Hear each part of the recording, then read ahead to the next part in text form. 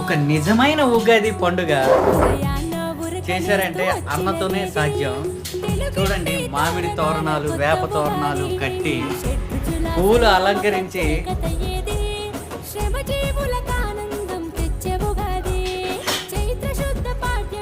మామిడికాయలు దీపాలు పెట్టి దీపారాధన చేసి కొబ్బరికాయ కొట్టి అరటిపళ్ళు పెట్టి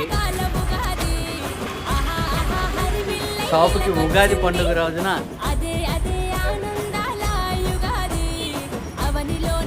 తోరణాలు కట్టి ఒక నిజమైన ఉగాది పండుగని చేసుకుంటున్నారు.